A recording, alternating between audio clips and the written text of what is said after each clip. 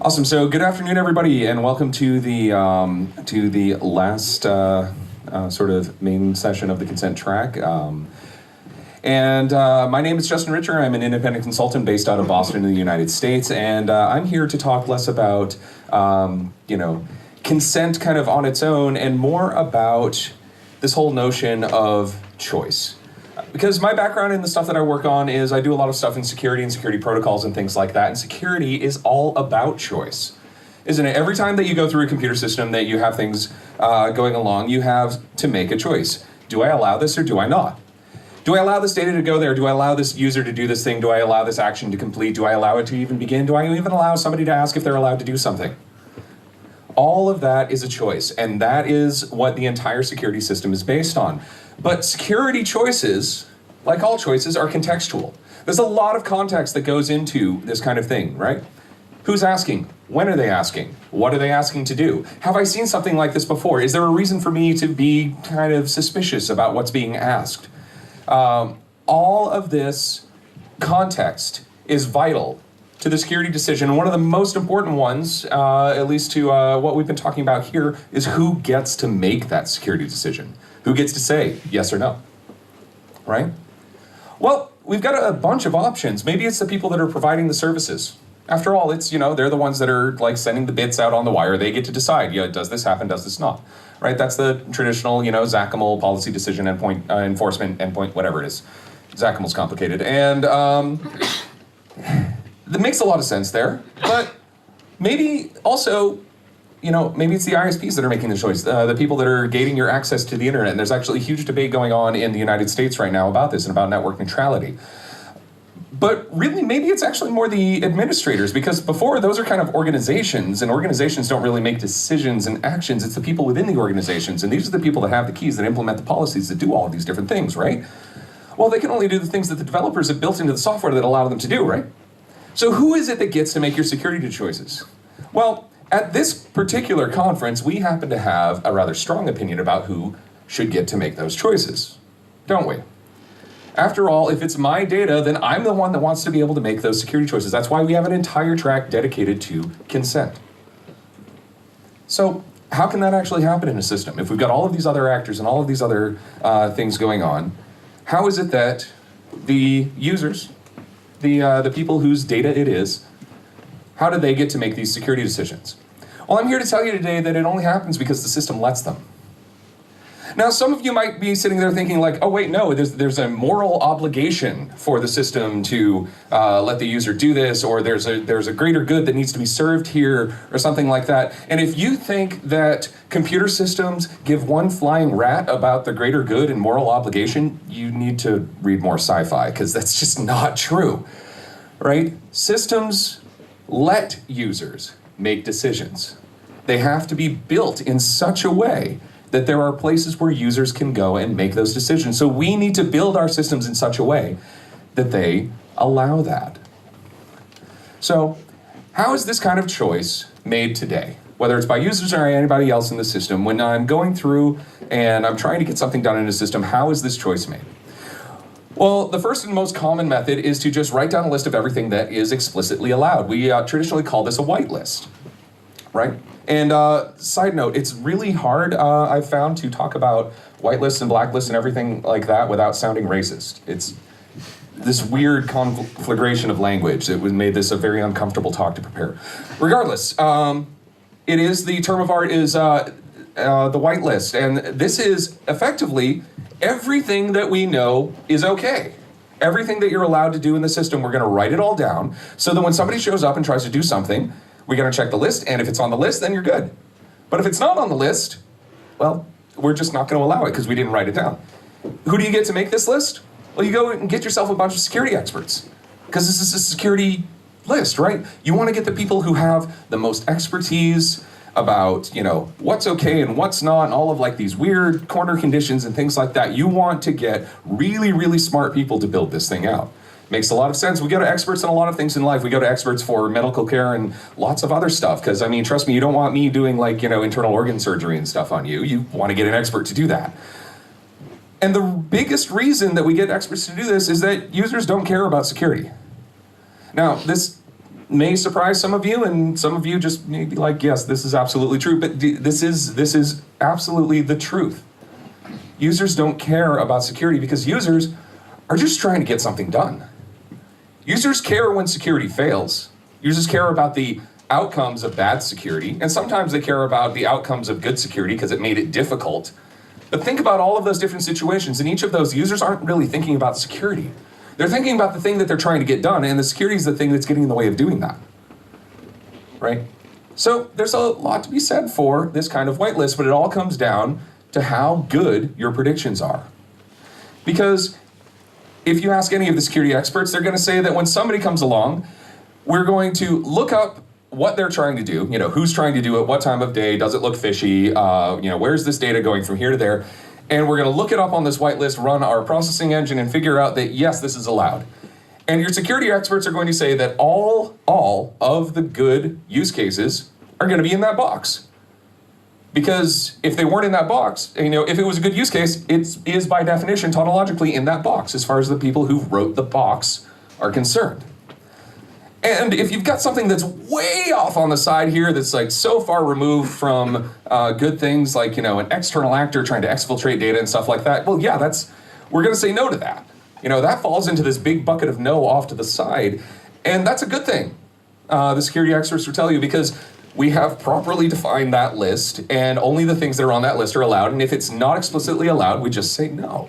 But what if your use case is not quite out on the fringes?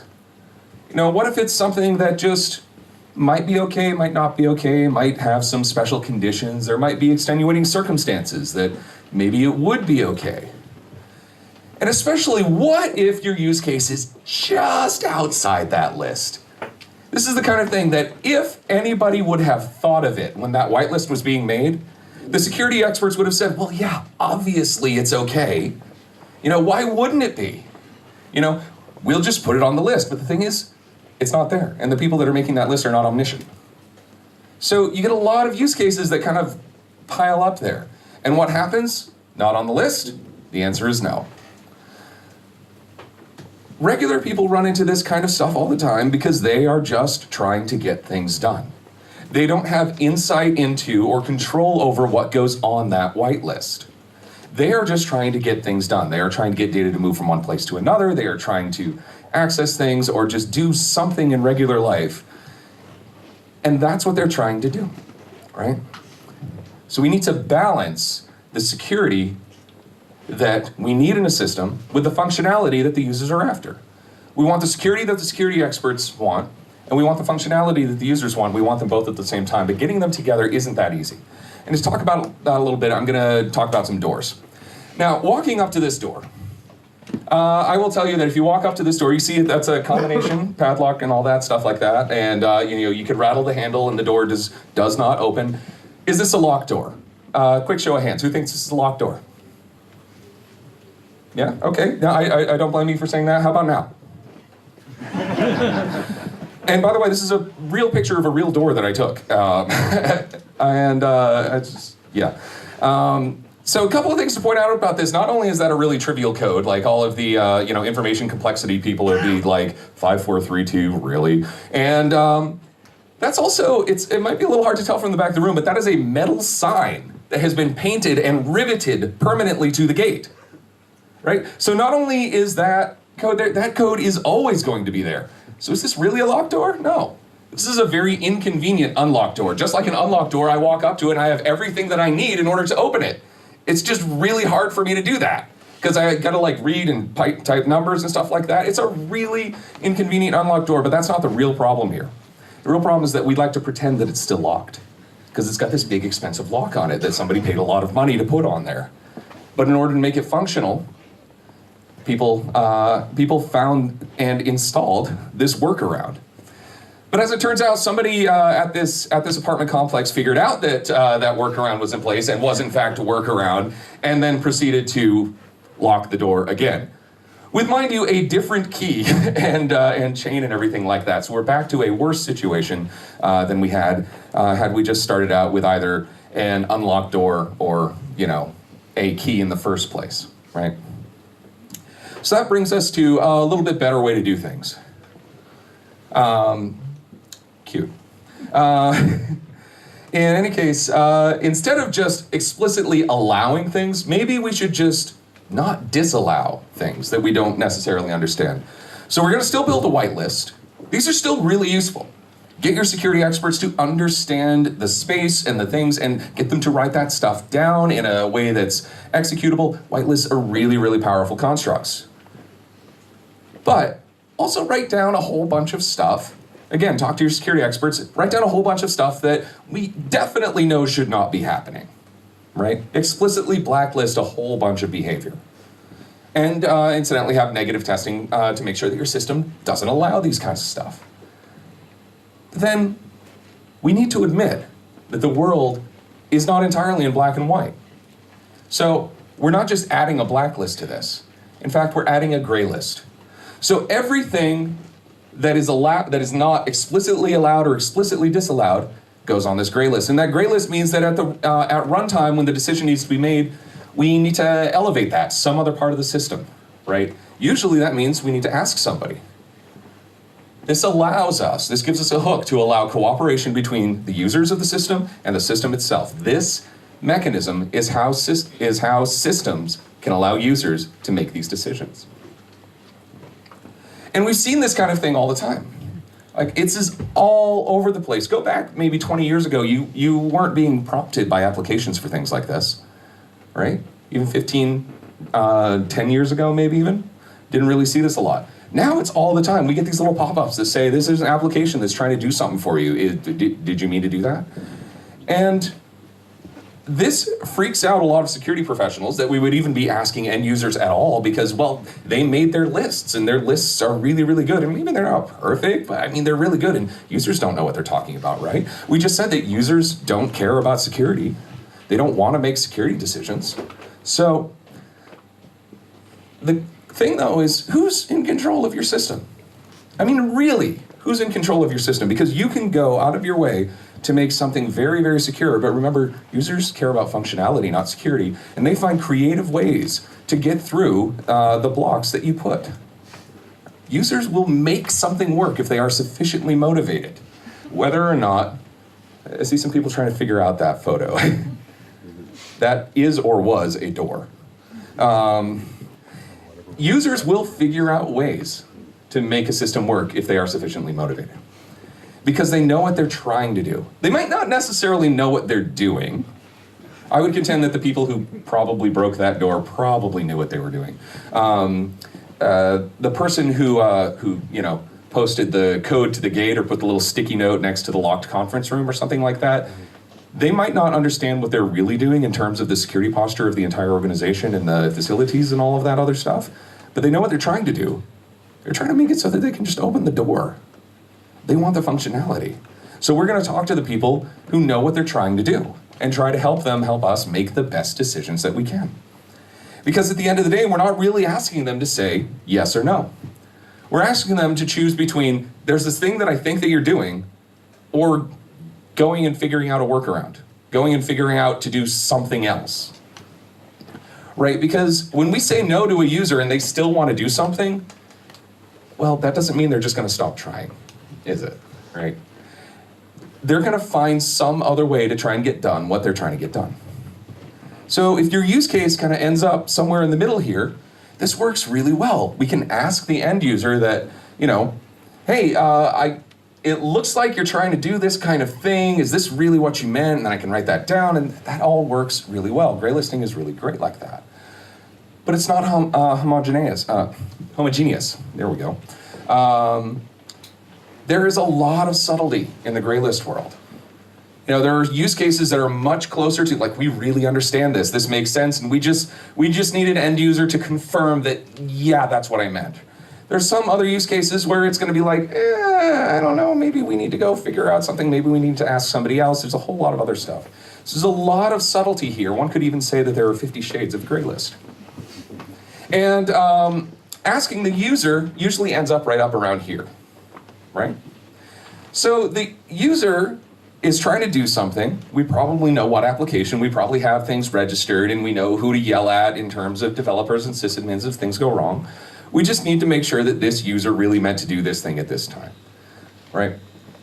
But asking is hard. We've seen a lot of really great talks and a lot of really fantastic research about this all week. And to talk about this a little bit more, I'm going to talk about doors again. And a good emergency exit door is going to provide you context to make a decision in real time. Think about this. I'm going to walk up to this door and I'm going to take a look at it and I'm going to ask myself a question. Am I currently on fire or about to be?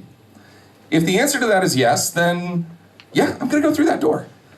Right? That is a good door for my situation. That is okay. I am also okay with all of the consequences. Security alarm, if I'm about to be on fire, an alarm is a good thing right now.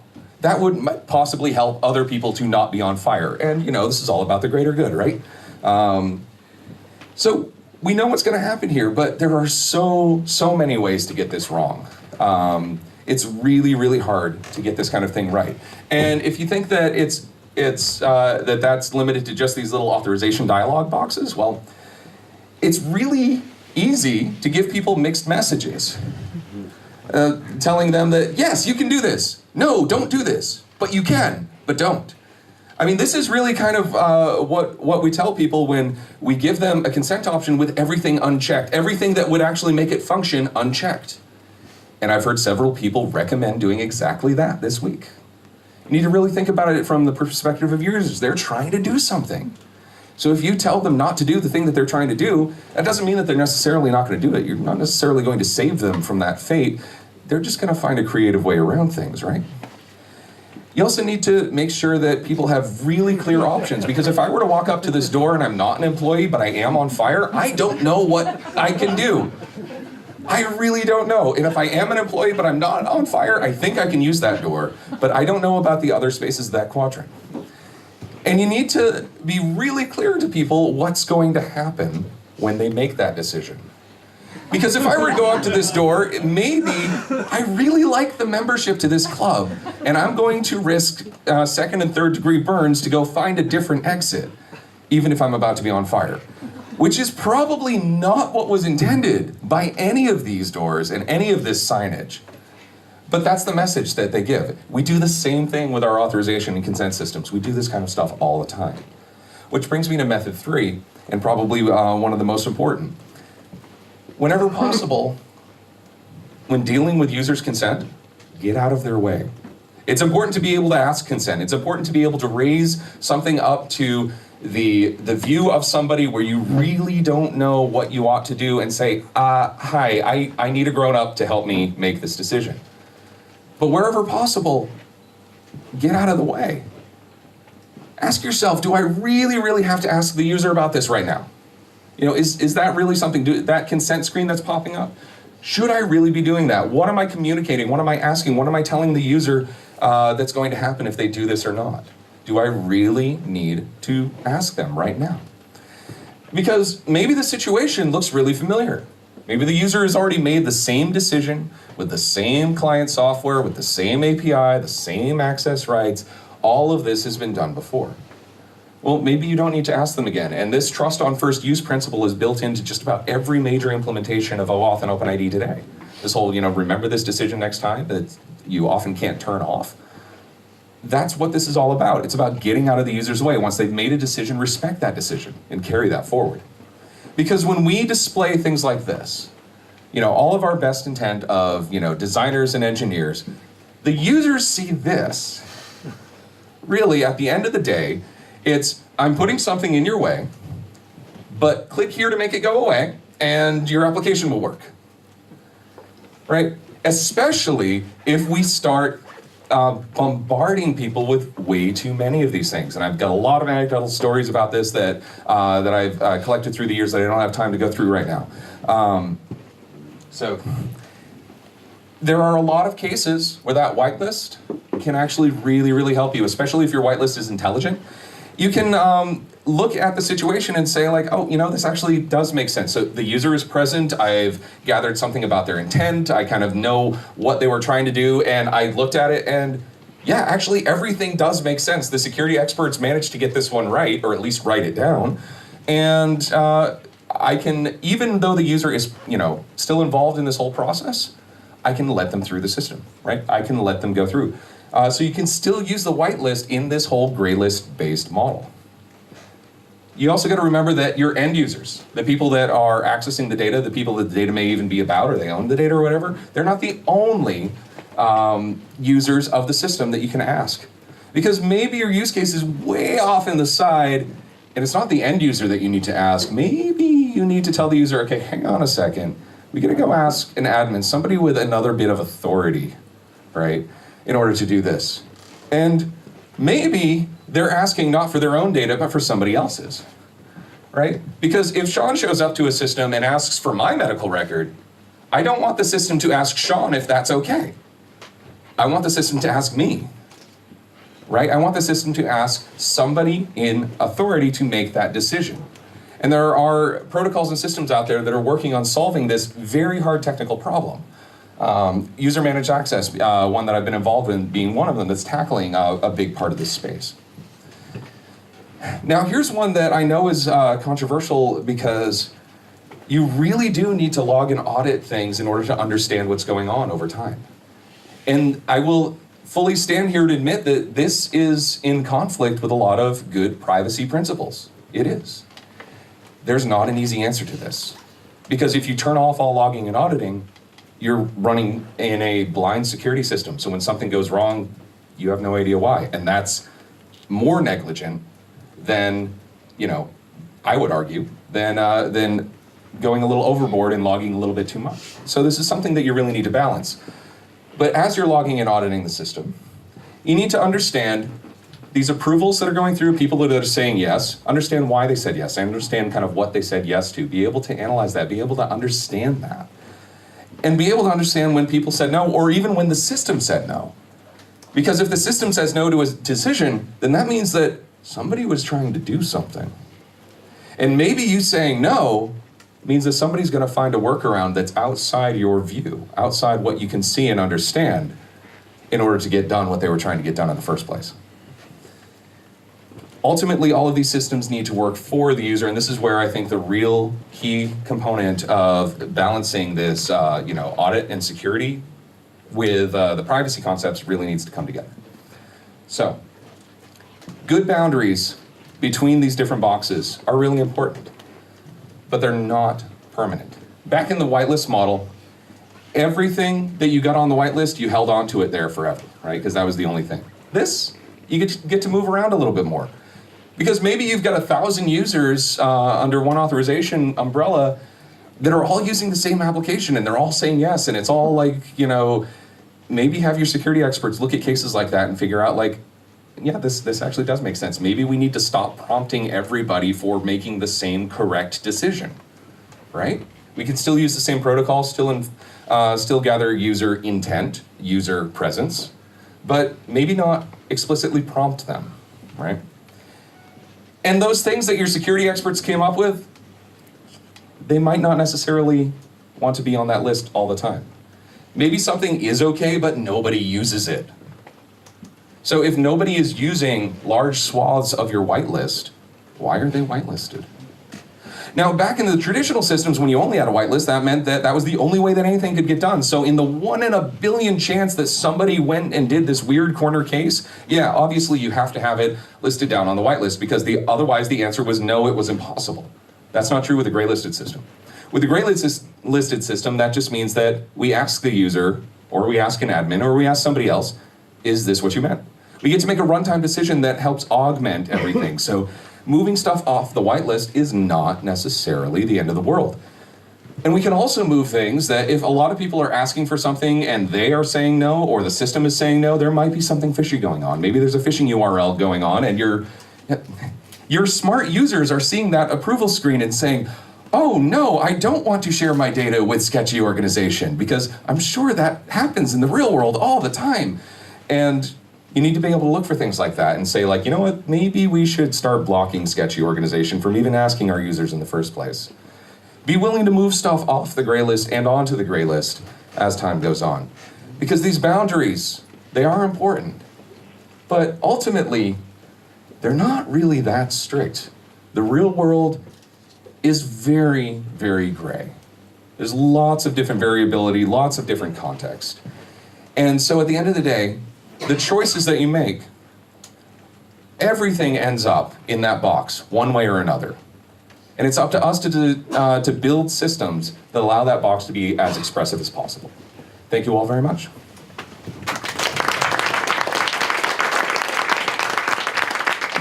And I haven't been reading those, so we've got some emojis. I think somebody might have been trying to do a table flipping emoji, I'm not sure. Yes, a special kind of door to protect people who can't read.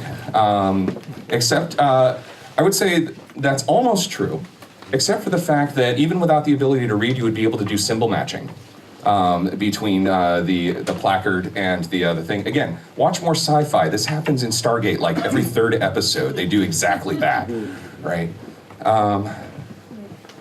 Consent to our data questionable. That is a statement, yes. Yes, the Pavlovian dog. Can I out you? Who said that?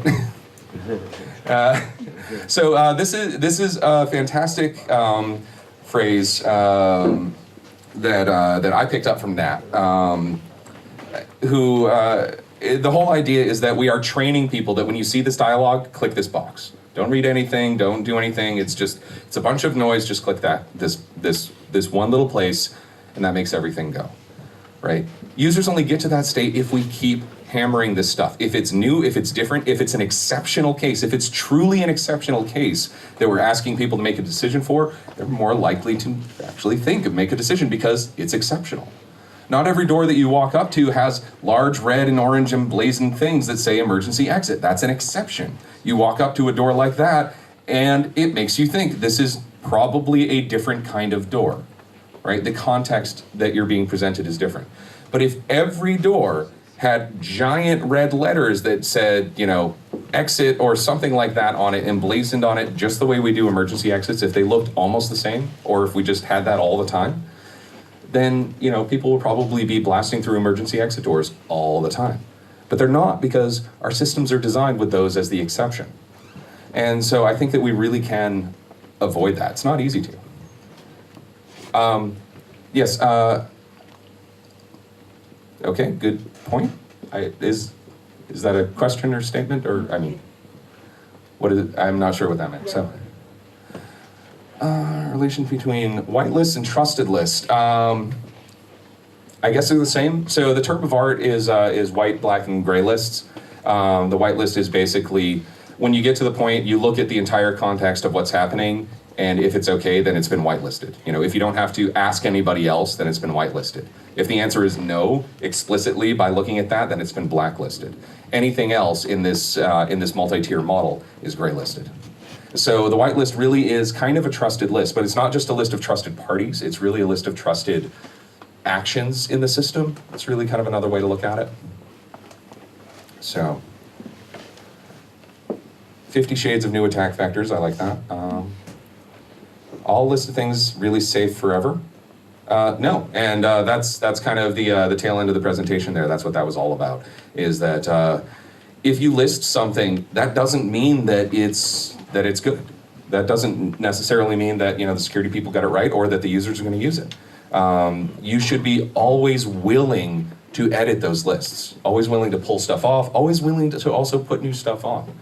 And this is one of the most powerful things about the gray list construct, is that the default really has to be the gray list, right? Because in that case, the only things that you explicitly list are the things that you think you have fully modeled and fully understood. Everything else goes in this nebulous area that, like, I need more information, I need consent, I need somebody to approve or authorize this at some point later in the process.